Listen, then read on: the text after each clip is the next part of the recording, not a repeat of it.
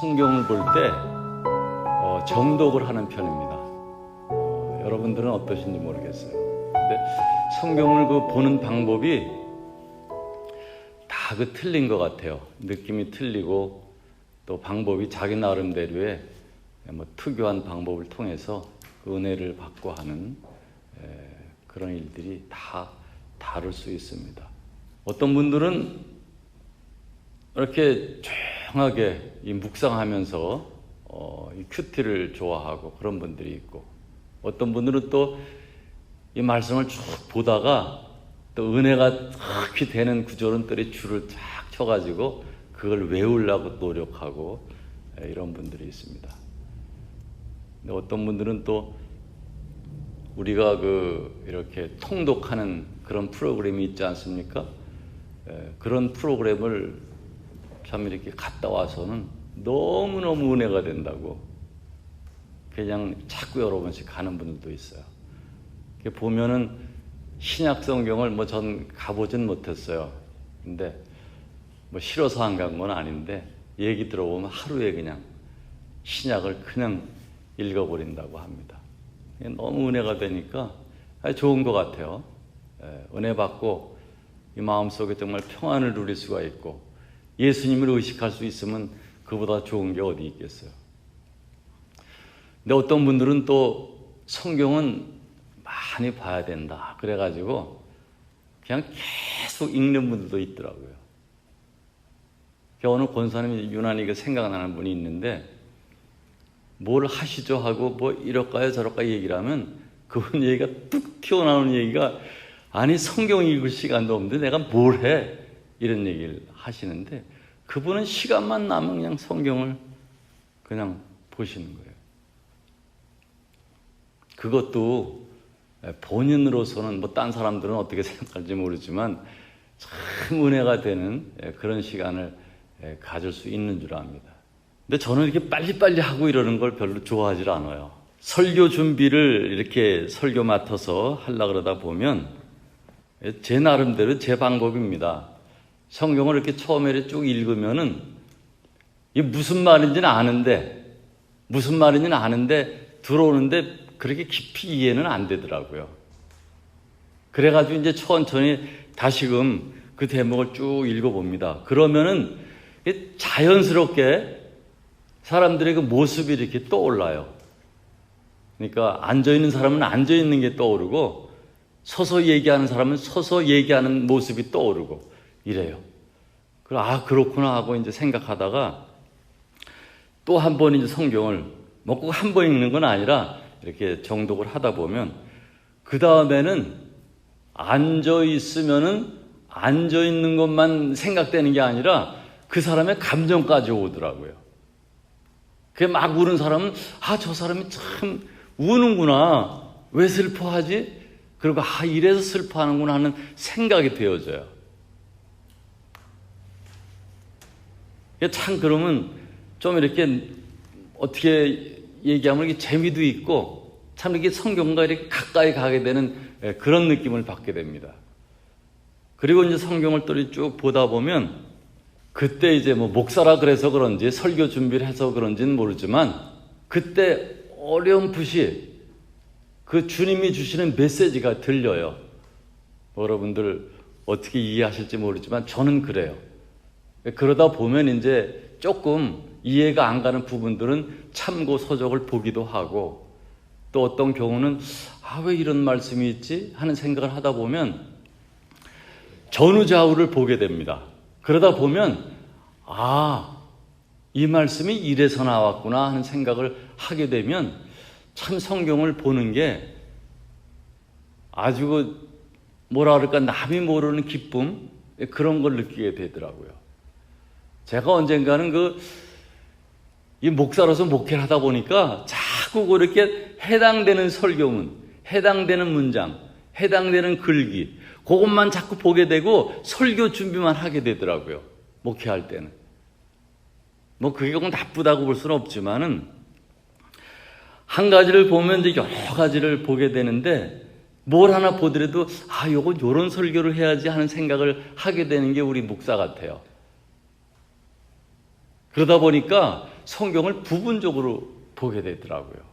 그래서 성경을 내가 좀 통독을 해야겠다. 어떤 분들은 이 줄치는 건 잘못이다. 이 한 가지 한 가지가 딱 진리고 말씀인데 이 어떤 건 줄을 치고 어떤 거는 뭐 줄 안 친 건 필요 없단 말이냐 이런 생각을 얘기하는 분들도 있어요. 뭐 그것도 틀린 말은 아니죠. 근데 어쨌든 제가 성경 전체적인 걸 좀 잘 모르고 또 그런 뭐 터득까지는 아니더라도 전체적인 흐름을 좀 느끼기 위해서 한번 전체적으로 한번 꾸준하게 읽어보자 하는 생각을 한 적이 있어요. 그래서 성경을 이렇게 쭉 정독을 하는데 하루에 한 30장 정도 이렇게 읽었어요. 뭐 이거저거 하는 일 많으니까 뭐 더 읽고 싶어도 그 정도가 좀 저로서는 기준이 되더라고요.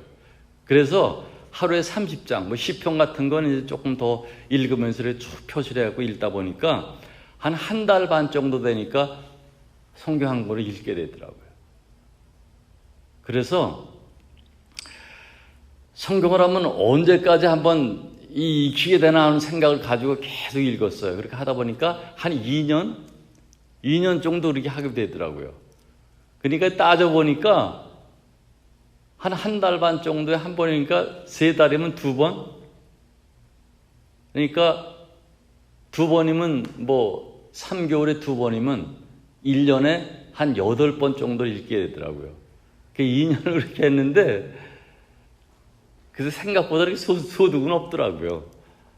말씀을 익히게 되긴 하는데 그렇게 그냥 막 강력하게 강력한 진이 되도록 이렇게 말씀을 익히게 된다는 거 저는 조금 덜 하게 되더라고요. 그래서 요즘 제가 은퇴를 했습니다만 요즘도 그런 방법을 이용해요. 성경을 쭉 하다 보면 이제 조금 걸리는 부분이 있어요. 좋은 의미에서 뭐 나쁘게 부딪히는 게 아니라 이 말씀이 이런 말씀이 있었나 하고 뭐 다 알지만 이제 새롭게 부딪히는 말씀이 있는데 그거를 이제 이렇게 쭉 읽다 보면 좀 새로움을 느끼기도 하고 여기 이런 말씀이 있었나 하는 새로운 그런 메시지를 깨닫게 되는 경우가 있습니다. 좀 얘기가 긴 것 같습니다만 오늘 읽은 말씀을 보면 이 베데스다라고 하면 연못이 나옵니다. 그 연못의 그 환경을 여기 쭉 있는 걸 들어보면 여기 보면 그런 말씀이 있습니다. 예루살렘의 이렇게 양문이라고 하는 곳도 있는데 저기 즉 양의 문 여기를 보면 느헤미야 3장 1절에 보면 그 이하에 보면 양문이라는 곳을 그 옛날에 그러니까 양들이 드나드는 문을 말하는 거죠. 그때 그 양문이 이제 만들어지고 그 이후로부터 예루살렘의 그 양들이 그곳을 쭉 왔다 갔다 하는 그런 문이 되어 있습니다. 어떻게 보면 우리를 양떼들이라고 얘기를 하는데 영적으로 조금 연결을 가져보는 그런 생각도 하게 됩니다. 그리고 이제 연못에 이렇게 보면은 주변에 행각이 5개 정도 있다고 그러는데 우리식으로 얘기하면 정자 같은 거 이렇게 있는데 거기는 사람들이 많이 있었어요. 근데 주로 이제 환자들. 어떤 분들은 이 부분을 얘기하기를 우리 지금 사는 현 시점에 이 세상의 모습이 이런 환자들의 모습이 살고 있는 것이 아닌가 이렇게 해석하기도 합니다. 그런데 중요한 건 거기 사람들이 모여 있는 게 왜 그러냐 하면 그 연못에 아마 특수한 우리가 한국이나 여기도 그 약수물 그래가지고 그 약수물은 맛도 틀리고 그 약수의 성분이 좀 특유한 유황이라든지 이런 성분이 있어가지고 그 약수를 먹으면은 몸에 병이 난다 이런 경우가 있습니다. 이 말씀 속에서도 그 연못이 있는데 그걸 이렇게 쭉 보다 보면 가끔 조금 이렇게 설명을 하자면 갑자기 저절로 그냥 물이 확 돌면서 물방울이 막 생기는데 그때에 누구든지 그냥 뛰어가서 거기다가 몸을 담고 씻으면 아마 병든 자가 낫는 경우가 있었나 봐요. 그래서 보면은 이 많은 환자들이 있는데 여기 있는 사람들은 이 상황을 아마 모르긴 해도 천사들이 나와서 그 물을 휘젓기 때문에 그 움직이고 푸럭푸럭 하고 물방울이 일어나겠죠. 그래서 이제 이 환자들을 낫게 한다 이런 얘기를 했습니다. 그 보면은 이 저절로 누가 손대고 뭐 흔드는 것도 아닌데 저절로 그렇게 되는 거예요. 근데 사실 우리가 좀 생각해 보면 이 저절로라는 말은 우리 신앙인들이 하는 말은 아닙니다. 저절로라는 말은 없어요. 우리가 이렇게 문이 갑자기 이렇게 삐그덕하고 열리잖아요. 그럼 저절로 문이 열렸네 하고 얘기를 하지 않습니까? 사실 그것도 하나님의 역사예요. 우리하고는 아무 상관이 없는 것 같지만 하나님이 그렇게 만드신 거예요. 그것도 의미는 다 있어요. 우리가 몰라서 그렇지. 근데 여기 보니까 불행한 건 38년 된 환자가 한 명 있었다는 거예요. 38년. 엄청난 시간이죠. 38년. 10년도 길고 20년도 길고 30년 얼마나 길어요. 근데 38년 동안이나 정말 그 환자로서 어려움을 당하던 사람이 여기 있었어요. 물이 이렇게 일어나면 그냥 뛰어가가지고 나는 사람도 있었는데 뭐 꼭 38년 동안 거기 있었다는 말은 아닐 수 있겠죠. 그러나 그 병자는 움직일 수가 없었어요. 그래서 여기 다른 번역을 보면 그 환자를 뭐 이런저런 얘기를 하지만은 다른 중풍병자로 표현을 하고 번역을 한 성경도 있습니다. 이 중풍병자는 움직이는 데 한계가 있었기 때문에 그냥 그 물이 동할 때 뛰어갈 수가 없어요. 딴 사람이 벌써 뛰어가니까. 참 진짜 행복을 맛볼 수 있는 이 사람이 주인공이 되고 말았는데 바로 천지의 주제 대신 예수님이 이 모습을 보신 거예요. 그래가지고 이제 그에게 다가가십니다. 내가 낫기를 원하냐 하고 얘기를 했지만은 이 대답 좀 보세요. 여기 이르고 오래 내가 있지만은 그리고 병을 낫라고 내가 좀 달려갔으면 좋겠는데 나는 달려갈 수가 없고 누가 좀 도와줘야 되는데 좀 설명을 하자면 그렇게 되어 있어요. 누가 좀 나를 도와줬으면 좋겠는데 아무도 어떤 사람도 나를 도와주지 않습니다. 이런 얘기를 합니다. 저는 이 말씀을 보다가 여기서 못에 넣어주는, 그러니까 즉 다시 말해서 물이 움직일 때에 나를 못에 넣어주는 사람이 없어 내가 가는 중에 다른 사람이 먼저 내려갑니다. 성경이 있는데 이 얘기가 딱 저한테는 크게 들리더라고요. 다른 것보다는 이걸 보는데 정말 나를 같이 저쪽으로 내려다 줄 아무도 나에게 관심을 갖지 않습니다. 같이 내려가 줄 사람이 아무도 없기 때문에 나는 내려갈 수가 없습니다 하는 그 얘기를 하는데 그 얘기가 다른 것보다는 크게 내 머릿속에 와 닿았더라고요. 여러분들은 어떠세요? 이 병자를 지금 바라보고 계실 때 이 말을 어떻게 듣고 계십니까? 이 관주 성경을 보면 이제 이렇게 비유되는, 이렇게 쭉 서로 연결되는 그런 내용들이 있는데, 이제 물론 중풍병자라는 그런 입장에서 서로 연결되어 있는 그 내용들이 있는데, 예를 들어서 마태복음 9장 6절이라든지 아니면 마가복음 2장 11절에 나오는 내용이라든지 또는 누가복음 이 5장 24절 말씀에 보면은 똑같은 내용이 나옵니다. 거긴 누가 나오냐면 상대적으로 중풍병자가 있는데 그 중풍병자를 예수님에게, 병을 낫게 하신다는 예수님에게 인도해야 되는데 갈 수가 없어요. 그래가지고 그 사람을 데리고 지붕으로 올라가서 지붕을 뜯어가지고, 이게 대단한 일이죠. 그런 사람들이 다 있어요. 여러분들은 그렇게 하실 수 있겠어요? 그 환자를 데리고 지붕으로 올라가서 그 지붕을 뜯어가지고 그 사람은 내려보냈어요. 얼마나 간절했으면 그런 생각을 했을까요? 그래서 이제 예수님께 고침받는 내용이 있는데 이게 연결되어 있어요. 저는 생각을 한번 해봤습니다. 왜 이런 말씀과 연결이 있을까 하는 생각을 해볼 때 모르겠어요. 딴 사람은 어떻게 생각할지 모르지만 이 환자에게는 정말 그 사람을 위해서 데려다 줄 친구가 아무도 없는 거예요. 그런 사람이 없는 거예요.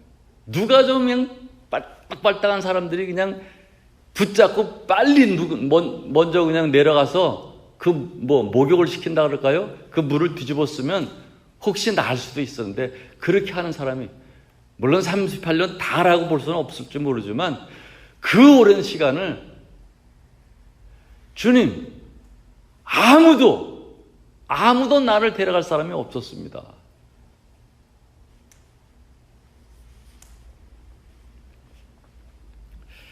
저는 이 대목을 이런 생각을 해봤어요. 우리가 예수님의 팔과 다리 역할을 할 수 있지 않을까? 아니, 해야 되지 않을까? 생각해 보세요. 우리 교회가 예수님의 몸이라고 지칭합니다. 머리라고 얘기를 합니다. 그리고 우리는 지체다. 여러 성경을 말하고 있지만 에베소 5장 30절 말씀 같은 데 보면 우리는 지체다. 이렇게 설명을 합니다. 우리가 지체라면 팔과 다리를 얘기하는 건데 예수님의 머리가 되신 속에서 그 예수님의 생각, 그 마음을 그대로 따르는 게 팔과 다리라고 친다면 그 팔과 다리가 뭘 하겠습니까? 그런 사람들을 찾아가지고 우리가 그 팔과 다리 역할을 해야 되지 않겠어요? 저는 이 말씀을 생각하면서 참 우리 교회가 뭐 이렇게 많은 인원이 모이는 건 아니지만 우리 각자가 정말 예수님의 팔과 다리 역할을 좀 할 수 있었으면 하는 생각을 해보았습니다. 여러분 여기 계신 분들 다 팔과 다리 역할을 할 수 있는 그런 분들이 되기를 주님의 이름으로 축원드립니다. 이 마태복음 이 11장 29절 말씀 같은 데를 보면 우리가 뭐 잘 아는 내용대로 예수님은 나는 온유하고 겸손하다 하는 말씀을 하고 있습니다. 그분의 마음은 온유하고 겸손하다고 설명을 하고 있어요. 그럼 우리도 당연히 온유와 겸손이 있어야 되지 않겠어요? 그렇지 않습니까? 우리가 팔다리라고 한다면 그분의 마음대로 움직일 수 있는 팔과 다리가 되어야 되지 않겠어요? 참 여러 가지 참 생각이 많이 들었던 그런 내용입니다. 우리가 그 예수님이 이제 이 세상을 끝내시고 십자가에 달려 돌아가셨는데 마지막 때에 제자들을 앞에 놓고 이제 세족식을 한 그런 일이 있었습니다. 그리고 제자들을 앉혀놓고 이제 발을 씻겨주셨어요. 그랬더니 제자들이 선생님 제가 어찌 내가 선생님의 발을 씻겨야지 선생님이 어떻게 내 발을 씻깁니까? 예수님 뭐라 그러셨어요? 내가 지금 나보고 선생님이라 그랬느냐? 그래, 선생님으로 너에게 발을 씻긴다. 이제 너희는 이 세상에 나가서 서로에게 발을 씻기는 일을 해야 된다 하면서 너희도 이렇게 하라고 서로 발을 씻기라고 말씀을 합니다. 그게 뭡니까? 사실 그 말의 의미는 발을 씻기는 그게 중요한 게 아니에요. 발을 씻기기도 해야겠지만 겸손한 마음을 가지라는 말입니다. 서로 섬기라는 말입니다. 어떻게 보면 사실 그 어느 교회에서 많은 교회들이 세족식을 하는 경우가 참 많은 것 같아요. 뭐 우리들도 언젠가 세족식 할 마음이 있어요. 근데 중요한 건 요즘은 어떻게 된 게 교회뿐이 아니라 뭐 믿는 사람들이 그걸 참 흉내내서 그런지 모르지만 세족식을 사회에서도 하는 것 같아요.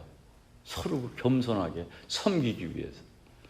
그렇지만 사실은 그 세족식의 모양만 있지 이 겸손은 어디로 가버렸어요. 겸손이 없어. 돌아서면 딴 얘기야. 어떻게 생각하세요?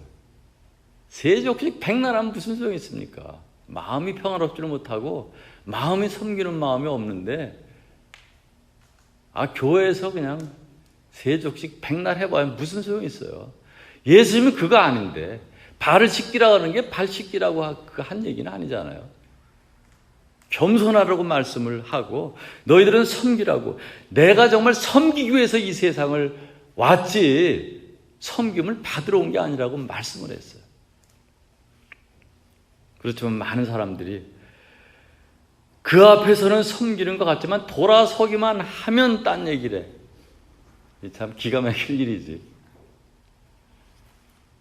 우리 한번 전후좌우를 살펴볼 수 있는 그런 마음이 좀 필요한 것 같아요. 나는 온유하고 겸손하다. 우리가 이분의 팔과 다리가 된다면 그 역할을 우리가 할 수 있어야 돼. 우리가 눈을 들어 무엇을 바라봅니까? 정말 사람들의 도움이 필요한데 누가 좀 나를 도와줬으면 좋겠는데 누가 좀 나를 도와주세요. 우리가 교회답고 우리 자신들이 교회라고 한다면 우리가 이런 팔과 다리 역할을 해서 복음은 어떻게 전합니까? 복음 전하는 방법은 여러 가지가 있겠죠. 이런저런 방법, 어쨌든 결과적으로 빌립보에서 보니까 싸워서 부딪힘으로 인해서라도 그 복음이 전파되고 그걸로 인해서 하나님의 말씀이 전파되는 걸 말씀하고 있어요. 방법은 여러 가지가 있겠지만 저는 오늘 그 마음을 좀 같이 나누기를 원합니다. 우리가 정말로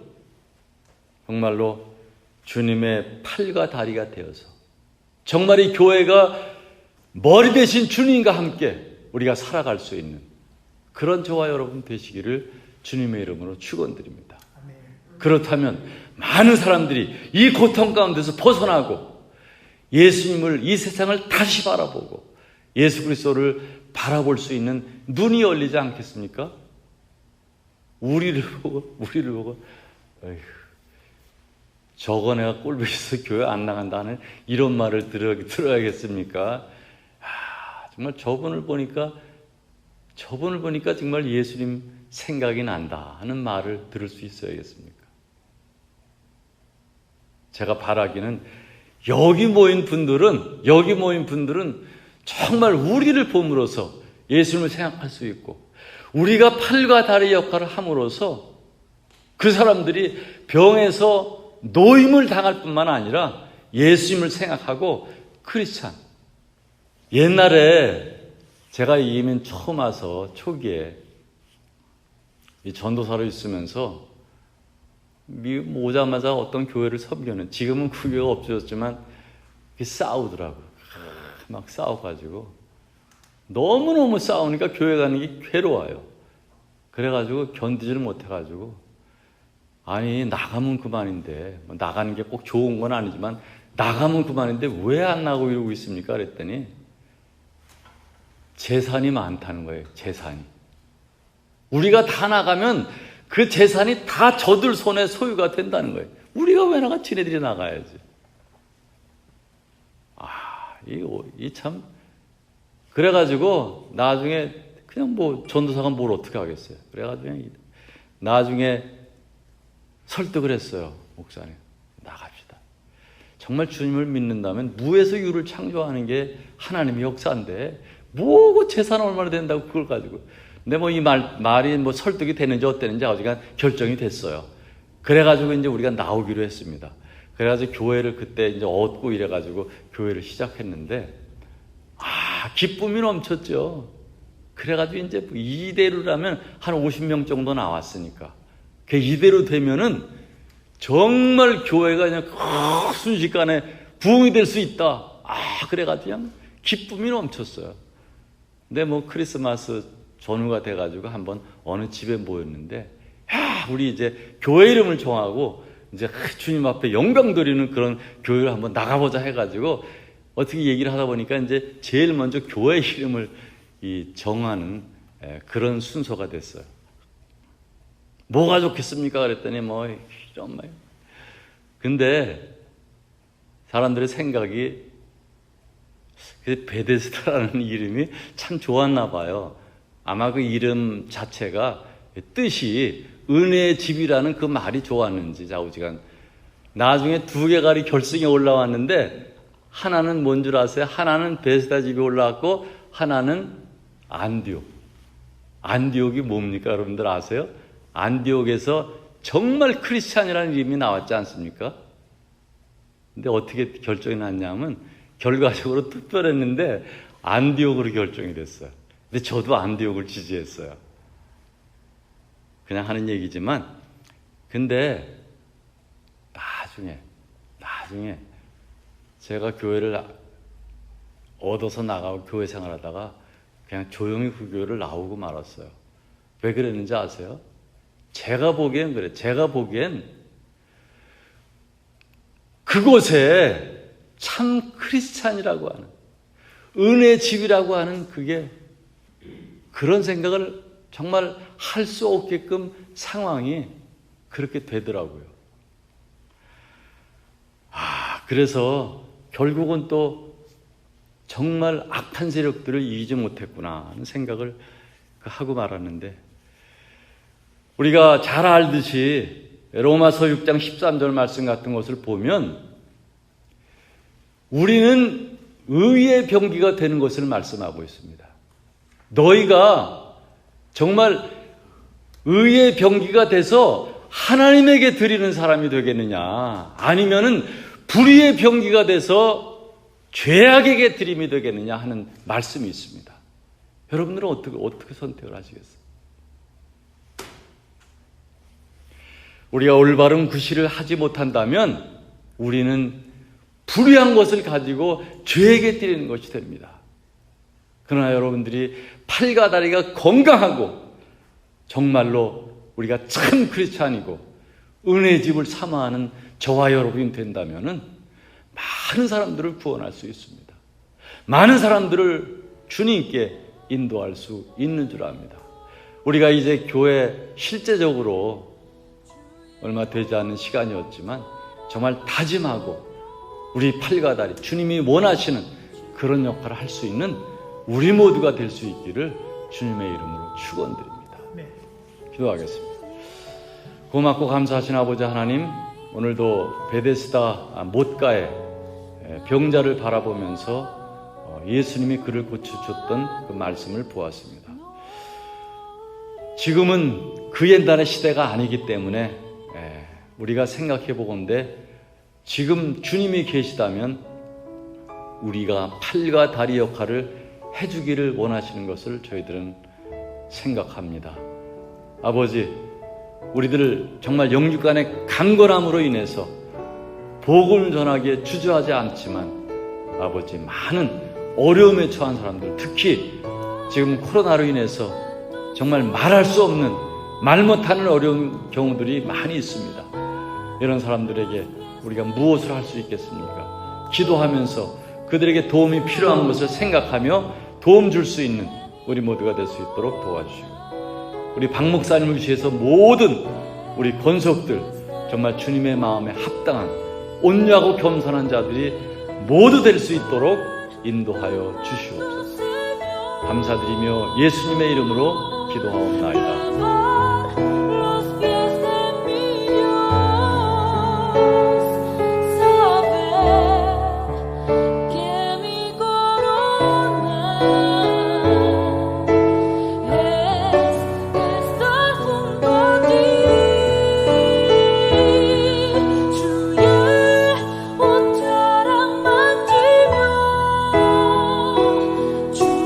오